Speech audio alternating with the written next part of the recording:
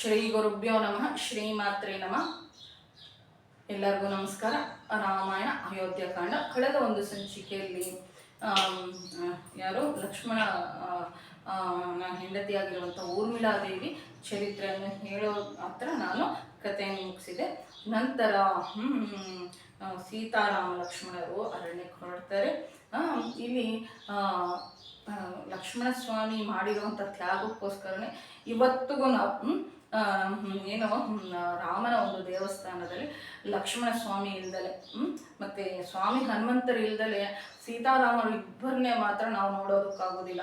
ಪ್ರತಿಯೊಂದು ವಿಷ್ಣುಮೂರ್ತಿ ಆಲಯದಲ್ಲಿ ಅವರಿಬ್ಬರು ಆದಿ ದಂಪತಿಗಳು ಇರ್ತಾರೆ, ಮತ್ತೆ ಯಾರು ಇರೋದಿಲ್ಲ. ಆದರೆ ಶ್ರೀರಾಮಚಂದ್ರ ಪ್ರಭುವಿನ ಇದರಲ್ಲಿ ತನಗೆ ಸೇವೆ ಮಾಡಿರುವಂಥವ್ರನ್ನ ತನ್ನ ಏನು ಯಾರ್ಯಾರು ಎಷ್ಟೆಷ್ಟು ಸೇವೆ ಮಾಡಿರ್ತಾರೋ ಅಷ್ಟು ಅವ್ರವ್ರಿಗೆ ಆ ಸ್ಥಾನವನ್ನು ಆ ತಂದೆ ಕಲ್ಪಿಸ್ಕೊಡ್ತಾನೆ ಅಂತ ನಾವಿಲ್ಲಿ ತಿಳ್ಕೊಬೇಕಾಗುತ್ತೆ.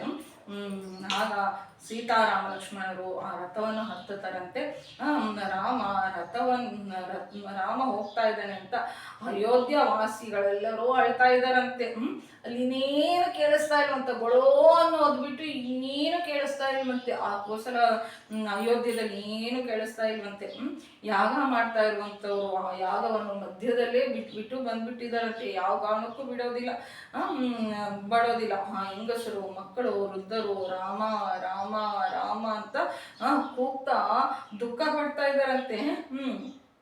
ಹೇಳ್ತಾ ಇರುವಂತ ತಮ್ಮ ಪಕ್ಷಿಗಳಿಗೆ ಆಹಾರವನ್ನು ಕೊಡೋದು ಮರ್ತು ಬಿಟ್ಟಿದ್ದಾವಂತೆ. ಯಾರು? ಈ ಮರಿಗಳು ತಮ್ಮ ಗೂಡಿನಲ್ಲಿ ಕಣ್ಣೀರು ಹಾಕ್ತಾ ಆ ಪಕ್ಷಿಗಳಿದ್ದಾವಂತೆ. ಅಶ್ವಶಾಲೆಯಲ್ಲಿ ಕುದುರೆಗಳು, ಗಜಗಳು ಕಣ್ಣೀರನ್ನು ಸುರ್ಕೊಂತ ನಿಂತ್ಕೊಂಡಿದ್ದಾವಂತೆ.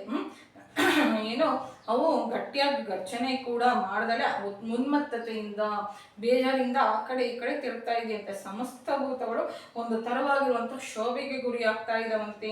ಈ ರಥ ಹೋಗ್ತಾ ಇರ್ಬೇಕಾದ್ರೆ ಹಿಂದೆಯಿಂದ ಹೋಗ್ತಾ ಇರ್ಬೇಕಾದ್ರೆ ಇಷ್ಟು ಕ್ಷೋಭೆ ಇದು ಮಾಡುತ್ತೆ ಅಂತಂದ್ರೆ ನಾವು ಸಿನಿಮಾಗಳಲ್ಲಿ ನೋಡ್ತಾ ಇರ್ಬೋದು. ಸೀತಮ್ಮನ ಕಷ್ಟ ಬಂದ್ರೇನೋ, ರಾಮನ ಕಷ್ಟ ಬಂದ್ರೇನೋ ಸಮುದ್ರ ಹುಕ್ಕುವಂಥದ್ದು, ಬಿರುಗಾಳಿ ಬರುವಂಥದ್ದು ಏನೋ ನಾವು ನೋಡ್ತಾ ಇರ್ತೀವಿ. ಅಂದರೆ ಅವರ ಆ ಪ್ರಕೃತಿಯಲ್ಲಿ ಮಮೈಕವಾಗಿರೋದಕ್ಕೆ ಅವರು ಬಂದಿರುವಂಥ ಕಷ್ಟವನ್ನು ನೋಡ್ಬಿಟ್ಟು ಪ್ರಕೃತಿ ಆ ರೀತಿ ಸ್ಪಂದಿಸುತ್ತೆ ಅಂತ ನಾವಿಲ್ಲಿ ತಿಳ್ಕೊಬೇಕಾಗುತ್ತೆ. ಅಂತಂದ್ರೆ ಮನುಷ್ಯರೆಲ್ಲ ಪ್ರಕೃತಿ ಕೂಡ ಸ್ಪಂದಿಸ್ತಾ ಇರುತ್ತೆ. ಸರ್ವಭೂತ ಹಿತಪ್ರದ ಅಂತಂದು ಶ್ರೀರಾಮಚಂದ್ರ ಪ್ರಭುವಿನ ಒಂದು ಇದರಲ್ಲಿ ಅಷ್ಟೋತ್ತರ ಸಹಸ್ರನಾಮದಲ್ಲಿ ಒಂದಿದೆ. ಇವರು ಎಲ್ಲಾ ಭೂತಗಳಿಗೂ ಹಿತವನ್ನು ಮಾಡ್ತಾ ಇರ್ತಾರೆ. ಮುಂದೆ ತಿಳಿಯುತ್ತೆ ಎಷ್ಟು ಪ್ರೀತಿ ಪ್ರಕೃತಿ ಮೇಲೆ, ಈಗ ಪ್ರಾಣಿಗಳ ಮೇಲೆ ಎಷ್ಟು ಪ್ರೀತಿಯನ್ನು ತೋರಿಸ್ತಾ ಇರ್ತಾರೆ ಅಂತ. ಅದಕ್ಕೋಸ್ಕರ ಅವು ಕೂಡ ಶ್ರೀರಾಮಚಂದ್ರ ಪ್ರಭು ಕಷ್ಟ ಬಂದರೆ ನೀಡ್ತಾರೆ, ಪ್ರತಿಸ್ಕರಿಸ್ತಾ ಇರ್ತಾರೆ ಅಂತಂದು ನಾವಿಲ್ಲಿ ತಿಳ್ಕೊಬೇಕಾಗತ್ತೆ. ಆಗ ಆ ರಥ ಹೊರಡಬೇಕಾದ್ರೆ ಕೌಸಲ್ಯಾದೇವಿ ಗಾಳಿಯಲ್ಲಿ ಕೈಯನ್ನು ಏನು ಅಲ್ಲಾಡಿಸ್ತಾ ದೊಡ್ಡದಾಗಿ ಕೂಗುತ್ತಾ ತನ್ನ ಸೆರಗು ಜಾರು ಹೋದ್ರೂ ಇಡಿಸ್ಕೊಂಡಲ್ಲಿ ಆಕೆ ಅಂತಂದ್ರೆ ಇಲ್ಲಿನ ತನಕ ಪಟ್ಟಮಹಿಷಿ ಈ ತರ ಇರೋದಿಲ್ಲ. ಪಟ್ಟಮಹಿಷಿ ಅಂತಂದ್ರೆ ಪಟ್ಟದ ರಾಣಿ, ಕೆಲವಷ್ಟು ಮರ್ಯಾದೆ ಇರುತ್ತೆ, ಆದ್ರೆ ದುಃಖದಲ್ಲಿ ಅವನ್ನೆಲ್ಲ ಮರ್ತೋಗ್ಬಿಟ್ಟಿರ್ತಾಳೆ. ಅಲ್ಲಿ ನಾವು ತಪ್ಪಿ ಹಿಡಿಯೋದಕ್ಕೆ ಏನೂ ಇಲ್ಲ. ಆಕೆ ಹಿಡಿದ್ರು ಆಕೆಯನ್ನು ನಿಲ್ಲಿಸೋ ಏನು ಆಕೆ ನಾವು ಸ್ವಲ್ಪ ಹಿಂದಕ್ಕೆ ಕರ್ಕೊಂಬರೋಣ, ಸಮಾಧಾನ ಮಾಡೋಣ ಅಂತ ಹೋಗುವಂಥವ್ರನ್ನೆಲ್ಲ ಹಿಂದ್ಗಡೆ ತಳ್ಳಿಬಿಟ್ಟು ಈ ರಥದ ಹಿಂದೆ ಓಡೋಗ್ತಾ ಇದ್ದಾಳಂತೆ. ಮತ್ತೊಂದು ಕಡೆ ದಶರಥ ಮಹಾರಾಜು ನಿಲ್ಲು ನಿಲ್ಲು ನಿಲ್ಲು ಅಂತ ಓಡೋಗ್ತಾ ಇದ್ದಾರಂತೆ. ತನ್ನ ತಂದೆ ತಾಯಿಯನ್ನು ಈ ತರ ನೋಡೋದಕ್ಕಾಗ್ದಲೆ ರಥವನ್ನು ನಡೆಸ್ತಾ ಇರುವಂತ ಸಮಂತ್ರನಿಗೆ ರಾಮಚಂದ್ರ ಪ್ರಭು ಬೇಗ ಹೋಗುವಂತರಂತೆ. ಕಣ್ಣಿನ ತುಂಬಾ ನೀರಿದೆಯಂತೆ ಸೀತಾರಾಮ ಲಕ್ಷ್ಮಣರಿಗೆ. ಈ ವೃದ್ಧರಾಗಿರುವಂತ ಇವರು ನಮಗೋಸ್ಕರ ಇಷ್ಟು ಅಳ್ತಾ ಇದ್ದಾರೆ ಅಂತಂದು ಯಾರಿಗಾದ್ರೂ ದುಃಖ ಬಂದೇ ಬರುತ್ತವಲ್ಲ. ಅವಾಗ ದಶರಥ ಮಹಾರಾಜರು ಅಂತಾರಂತೆ, ನಾನು ಚಕ್ರವರ್ತಿ ಆಜ್ಞಾಪಿಸ್ತಾ ಇದ್ದೀನಿ, ಸಮಂತ್ರ ನಿಲ್ಲು, ಈ ರಥವನ್ನು ಇನ್ನು ನಡೆಸಬೇಡ ಅಂತ ದಶರಥ ಮಹಾರಾಜರು ಅಂತಾರಂತೆ. ಎರಡು ಚಕ್ರಗಳ ಮಧ್ಯೆ ಬಿದ್ದಿರುವಂತ ಪ್ರಾಣಿ ಹೇಗಿರುತ್ತೋ ಸಮಂತ್ರ ಮಂತ್ರಿ ಆಗಿರುವಂತ ಸಮಂತ್ರನ ಪರಿಸ್ಥಿತಿ ಹೀಗಾಗಿದೆಯಂತೆ. ಆಗ ಸಮಂತ್ರ ರಾಮ ಅಂತಾರಂತೆ, ಸಮಂತ್ರ ನಾಳೆ ನಾಳೆ ನೀನು ತಿರುಗಿ ಬಂದ ನಂತರ ರಥವನ್ನು ಹೇಗೆ ನಿಲ್ಲಿಸಲಿಲ್ಲ ಅಂತ ದಶರಥ ಮಹಾರಾಜರ ಕೇಳಿದ್ರೆ, ನನಗೆ ರಥದ ಒಂದು ಶಬ್ದದಲ್ಲಿ ರಥಚಕ್ರಗಳು ನಡೀತಾ ಇರಬೇಕಾದ್ರೆ ಸದ್ದು ಬರುತ್ತೆ ಅಲ್ವಾ, ಗಾಡಿ ಸದ್ದು ಬರುತ್ತಲ್ಲ, ಆ ಶಬ್ದದಲ್ಲಿ ನನಗೆ ಮಾತು ಕೇಳಲಿಲ್ಲ ಅಂತ ಹೇಳು, ಕೇಳಲಿಲ್ಲ ಅಂತ ಹೇಳು. ಆದ್ದರಿಂದ ನೀನು ರಥವನ್ನು ಮುಂದೆ ಹೋಗೋ ಥರ ಹೋಗಲಿ ಅಂತ ಮುಂದಕ್ಕೆ ಸಾಗಿ ಹೋಗು ಅಂತ ಹೇಳ್ತಾರಂತೆ. ಇಲ್ಲಿ ದಶರಥ ಮಹಾರಾಜ ಮಾತನ್ನು ಕೇಳಿಸಿದ್ರು ಯಾಕೆ ಶ್ರೀರಾಮಚಂದ್ರ ಪ್ರಭು ಸಮಂತ್ರನ ಹತ್ರ ಸುಳ್ಳನ್ನು ಹೇಳು ಅಂತ ಹೇಳ್ತಾ ಇದ್ದಾರೆ ಅಂತ ನಮಗೆ ರಾಮನ ಮೇಲೆ ಇಷ್ಟು ಸಿಕ್ಕಿದ್ರೆ ಸಾಕು, ಅಷ್ಟು ದೊಡ್ಡದು ಮಾಡುವಂಥ ಪ್ರಪಂಚ ಇದು ತಂದೆಯನ್ನು ಮಾತಿನಲ್ಲಿ ನಿಲ್ಲಿಸುವಂಥದ್ದು ಬಹಳ ದೊಡ್ಡ ಧರ್ಮ. ಆ ಧರ್ಮದಲ್ಲಿ ಒಂದು ದೊಡ್ಡ ಧರ್ಮವನ್ನು ಪಾಲಿಸೋದಕ್ಕೋಸ್ಕರ ಒಂದು ಚಿಕ್ಕ ಧರ್ಮದ ಒಂದು ರೇಖೆಯನ್ನು ದಾಟ್ಬೋದು ಅಂತ ನಮ್ಮ ಶಾಸ್ತ್ರಗಳು ಹೇಳ್ತಾ ಇದೆ.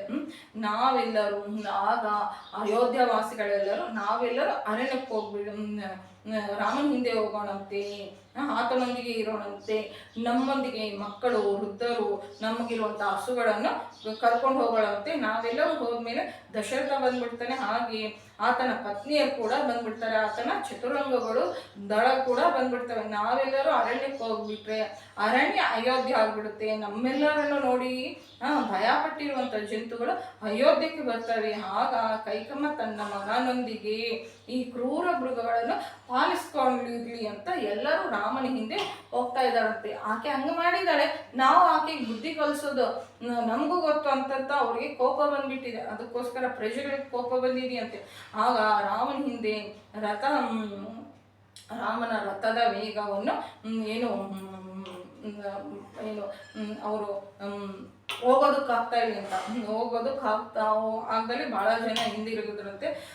ತನ್ನ ಹಿಂದೆ ವೃದ್ಧರಾಗಿರುವಂತಹ ಬ್ರಾಹ್ಮಣರು ಓಡೋಡ್ ಬರ್ತಾ ಇದ್ದಾರೆ ಅಂತ ತಿಳ್ಕೊಂಡು ರಾಮ ರಥವನ್ನು ಹಿಡಿದ್ಬಿಟ್ಟು ಅವರೊಂದಿಗೆ ನಡೆಯೋದಕ್ಕೆ ಪ್ರಾರಂಭಿಸ್ತಾರೆ. ದೊಡ್ಡವರು ಯಾರಾದರೂ ನಡ್ಕೊಂಡು ಹೋಗ್ತಾ ಇದ್ರೆ ನಾವು ರಥದಲ್ಲಿ ಹೋಗುವಂಥದ್ದು ಅಧರ್ಮ ಅಂತಂದ್ರೆ ಮರ್ಯಾದೆ ಅಲ್ಲ, ಧರ್ಮ ಅಲ್ಲ ಅಂತ ನಾವಿಲ್ಲಿ ತಿಳ್ಕೊಬೇಕಾಗುತ್ತೆ.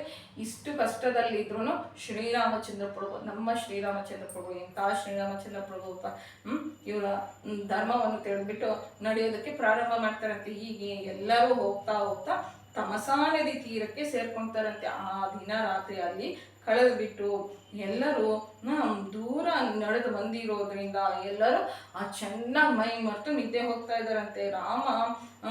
ರಾಮ ಹೋದ ನಂತರ ಪ್ರಜ್ಞೆಯನ್ನು ಕಳ್ಕೊಂಡಿರುವಂಥ ದಶರಥ ಮಹಾರಾಜರು ಮೆಲ್ಲಗೆ ಪ್ರಜ್ಞೆಗೆ ಮತ್ತೆ ಪ್ರಜ್ಞೆ ಬಂತಂತೆ. ಸೇವಕರನ್ನು ಕರೆದ್ಬಿಟ್ಟು ತನ್ನನ್ನು ಕೌಸಲ್ಯ ಮಂದಿರಕ್ಕೆ ಕರ್ಕೊಂಡು ಹೋಗ್ರಿ ಅಂತ ಹೇಳ್ತಾರಂತೆ. ಸಕಲ ಗುಣಗಳಿರುವಂತಹ ಕೌಸಲ್ಯ ಇರಬೇಕಾದ್ರೆ ಕಾಮಮೋಹಿತನಾಗಿ ಕೈಕೆಯನ್ನು ತಂದ್ಕೊಂಡಿದ್ದೀನಿ, ಇವತ್ತು ಆ ಫಲಿತವನ್ನು ಅನುಭವಿಸ್ತಾ ಇದ್ದೀನಿ ಅಂತ ಅಳ್ತಾ ಹತ್ತು ತನ್ನ ದಶರಥನ ಕಣ್ಣು ಕಾಣಿಸ್ತಲೇ ಆಗ್ಬಿಡ್ತಂತೆ. ಆತನ ಕಣ್ಣೋಟ ದೃಷ್ಟಿ ಹೋಗ್ಬಿಡ್ತಂತೆ ಪಾಪ. ಆಗ ಕೌಸಲ್ಯ ಹೀಗಂತಾರಂತೆ, ಇನ್ನು ನಾನು ಕೌಸಲ್ಯವೊಂದಿಗೆ ಹೀಗಂತಾರಂತೆ, ನಾನು ಹೆಚ್ಚು ಹೊತ್ತು ಬದುಕೋದಿಲ್ಲ, ನಾನು ಸತ್ವದೊಳಗೆ ಹೇಗೂ ರಾಮನನ್ನು ಮುಟ್ಕೊಳೋದಕ್ಕಾಗೋದಿಲ್ಲ, ರಾಮನೊಂದಿಗೆ ನನ್ನ ದೃಷ್ಟಿ ಕೂಡ ನನ್ನ ನೋಟ ಕೂಡ ಹೋಗ್ಬಿಟ್ಟಿದೆ ಕೌಸಲ್ಯ.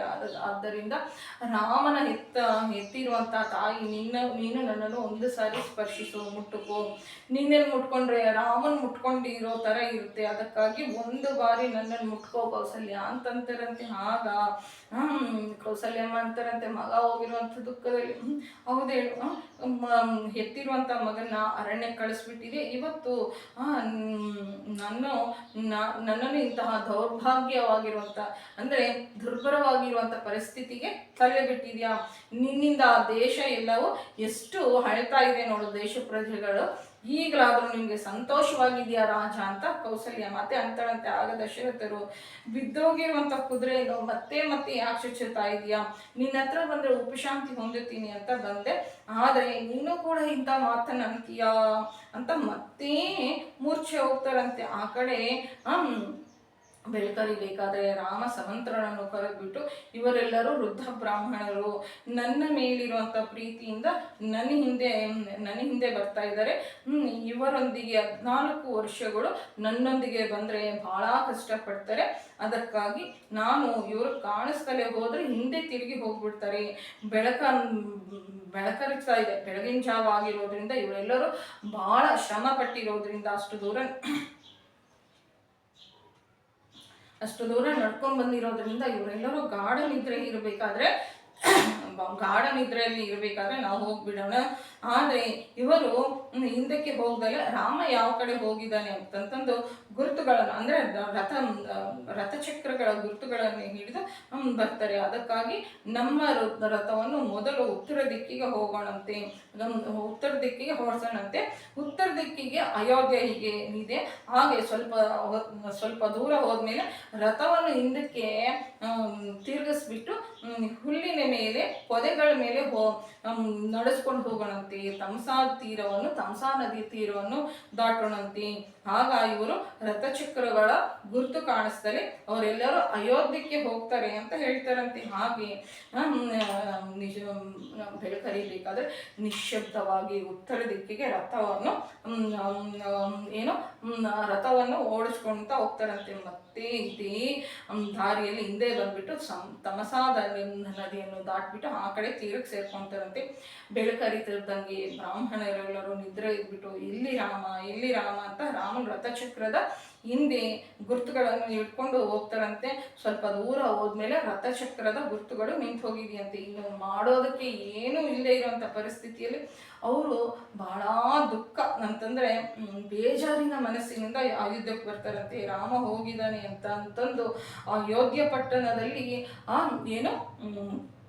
ಅಡುಗೆ ಮಾಡಿರುವಂಥವ್ರು ಯಾರೂ ಇಲ್ವಂತೆ. ಯಾರ ಮನೇಲೂ ಒಲೆ ಹುರಿತಾ ಇಲ್ವಂತೆ. ಯಾವ ಮನೆ ಮುಂದೆ ಕೂಡ ಸಾರಿಸಿ ಗೂಡಿಸಿ ರಂಗೋಲಿ ಹಾಕಿಲ್ವಂತೆ. ಯಾರ ಮನೆ ಮುಂದೆನೂ ರಂಗೋಲಿ ಅನ್ನುವಂಥದ್ದೇ ಇಲ್ವಂತೆ. ಈ ರಾಜ್ಯದಲ್ಲಿ ಯಾವ ಪ್ರಾಣಿ ಕೂಡ ಆನಂದವಿಲ್ವಂತೆ. ಆ ರಾಜ್ಯದಲ್ಲಿ ಸಂತೋಷವಾಗಿರುವಂಥ ಏಕೈಕ ಪ್ರಾಣಿ ಅಂತಂದರೆ ಕೈಕಮ್ಮ ಅಂತ ನಾವಿಲ್ಲಿ ಹೇಳ್ಕೊಬೋದು. ರಾಮ ತಮಸಾ ನದಿಯನ್ನು ದಾಟಿದ ನಂತರ ಒಂದೇ ದಿನ ವೇದಶ್ರುತಿ, ಗೋಮತಿ ಮುಂತಾದ ನಗರಗಳನ್ನು ದಾಟಿಬಿಟ್ಟು ಅಯೋಧ್ಯೆ ಸರಿಹದ್ದಕ್ಕೆ ಸೇರ್ಕೊಳ್ತಾರಂತೆ. ಅಲ್ಲಿ ಬಂದ ನಂತರ ಅಯೋಧ್ಯೆ ನಗರಕ್ಕೆ ರಥವನ್ನು ಇಳಿದ್ಬಿಟ್ಟು ಒಂದು ಸಾರಿ ನಮಸ್ಕಾರ ಮಾಡ್ಕೊಂಡು ಹೇಳ್ತಾರಂತೆ, ಓ ಅಯೋಧ್ಯೆಯೇ, ಅಯೋಧ್ಯ ಪೂರ್ವ ನಮ್ಮ ಕಾಕುತ್ಸ ವಂಶದಲ್ಲಿ ಎಷ್ಟೋ ಜನ ರಾಜರು ನಿನ್ನನ್ನು ಪರಿಪಾಲನೆ ಮಾಡಿದ್ದಾರೆ. ಇಂತಹ ಅಯೋಧ್ಯವನ್ನು ಬಿಟ್ಬಿಟ್ಟು ನಾನು ಹೋಗ್ತಾ ಇದ್ದೀನಿ, ಧರ್ಮಕ್ಕೆ ಕಟ್ಟಿಬಿದ್ದು 14 ವರ್ಷಗಳು ಅರಣ್ಯಕ್ಕೆ ಹೋಗ್ತಾ ಇದ್ದೀನಿ. ನಾನು ವಾಪಸ್ ತಿರುಗಿ ಬಂದುಬಿಟ್ಟು ಅಯೋಧ್ಯ ನಗರಕ್ಕೆ ಪ್ರವೇಶಿಸಿ ನಮ್ಮ ತಂದೆ ತಾಯಿಯರ ಪಾದ ಪದ್ಮಗಳಿಗೆ ನಮಸ್ಕರಿಸುವಂಥ ಅದೃಷ್ಟವನ್ನು ನನಗೆ ಪ್ರಸಾದಿಸು ಅಂತ ಬೇಡ್ಕೊಳ್ತಾರಂತೆ. ಅಂದರೆ ನಾವು ರಾಮಾಯಣದಿಂದ ಏನು ತಿಳ್ಕೊಬೇಕು ಅಂದರೆ, ನಮ್ಮ ಶಾಸ್ತ್ರದಲ್ಲಿ ಏನು ಹೇಳ್ತಾರೆ ಅಂದರೆ, ನಾವು ಒಂದೂರಿನಿಂದ ಮತ್ತೊಂದು ಊರಿಗೆ ಹೋಗ್ಬೇಕು ಅಂತಂದರೆ ಆ ಊರಿನ ಗ್ರಾಮ ದೇವತೆ ಇರ್ತಾರಲ್ಲ, ಆ ದಿಕ್ಕಿಗೆ ನಮಸ್ಕಾರ ಮಾಡ್ಕೊಂಡ್ಬಿಟ್ಟು, ಗ್ರಾಮ ದೇವತೆ ನಮ್ಮ ಚಳ್ಳಕೆರೆಯಲ್ಲಿ ಒಂದೊಂದು ಊರಿಗೆ ಒಂದೊಂದು ಗ್ರಾಮ ದೇವತೆ ಇರುತ್ತೆ.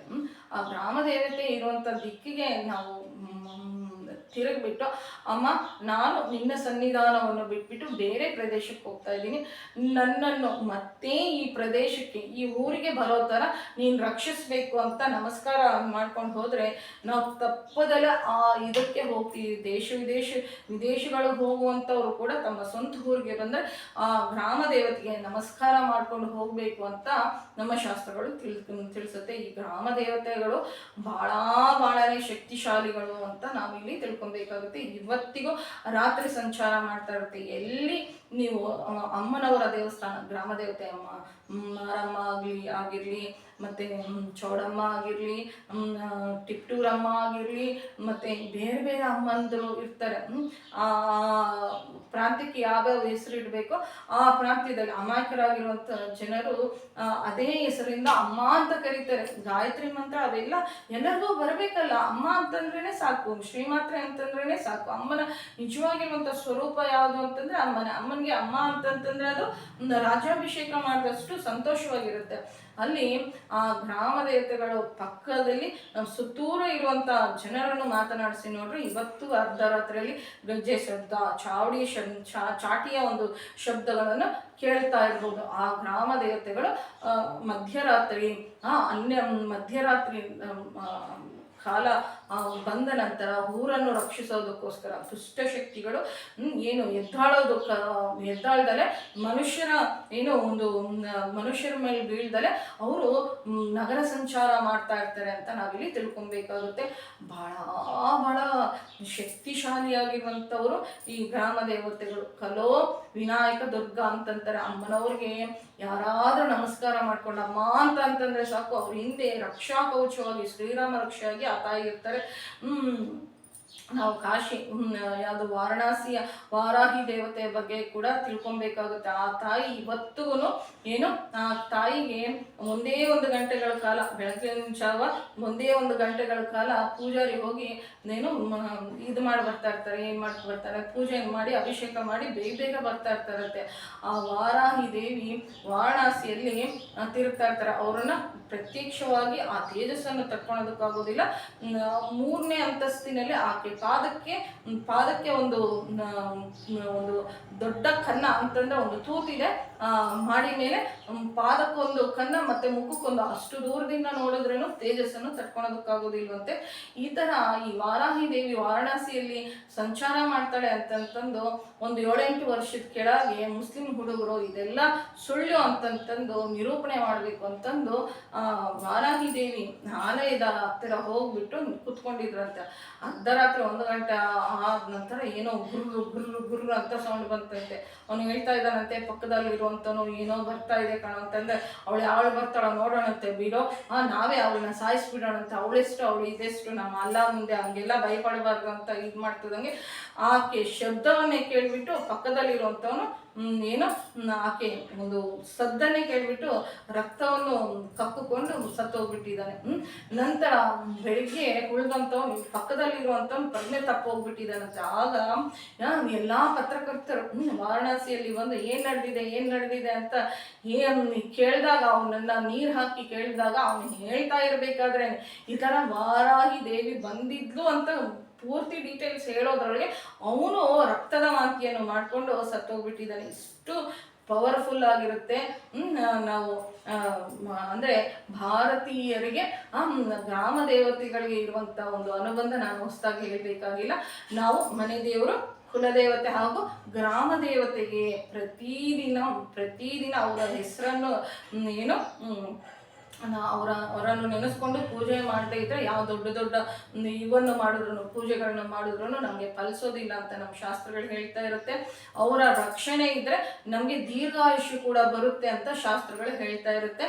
ಗ್ರಾಮ ದೇವತೆಗಳಿಗೆ ಮತ್ತೊಮ್ಮೆ ನಮಸ್ಕಾರ ಮಾಡ್ತಾ ಸಪ್ತ ಮಾತೃಕೆಗಳಿಗೆ ಜಯವಾಗ್ಲಿ ಅಂತ ಹೇಳ್ಕೊಂತ ಎಲ್ಲರೂ ಒಂದು ಏನ್ ತಿಳ್ಕೊಬೇಕು ಅಂತಂದ್ರೆ, ನಾವು ಒಂದು ಊರಿನಿಂದ ಇನ್ನೊಂದು ಊರಿಗೆ ಹೋಗ್ಬೇಕಾದ್ರೆ ತಪ್ಪದಲೆ ನಮ್ಮ ಗ್ರಾಮ ದೇವತೆಯನ್ನು ನೆನೆಸ್ಕೊಂಡು ಆ ಕಡೆ ದಿಕ್ಕಿಗೆ ನಮಸ್ಕಾರ ಮಾಡ್ಕೊಂಡು ಹೋದ್ರೆ ನಾವು ಎಷ್ಟೇ ದೂರವಾಗಿ ಹೋದ್ರೂ ನಮ್ಮ ಊರಿಗೆ ಕ್ಷೇಮವಾಗಿ ತಿರುಗಿ ಬರ್ತೀವಿ ಅಂತ ಮತ್ತೊಮ್ಮೆ ನಾನು ತಿಳಿಸ್ಕೊಡೋದಕ್ಕೆ ಇಷ್ಟಪಡ್ತಾ ಇದ್ದೀನಿ. ಇದು ರಾಮಾಯಣದಲ್ಲಿ ನಮಗೆ ಹೇಳಿರುವಂತ ಮಾತು.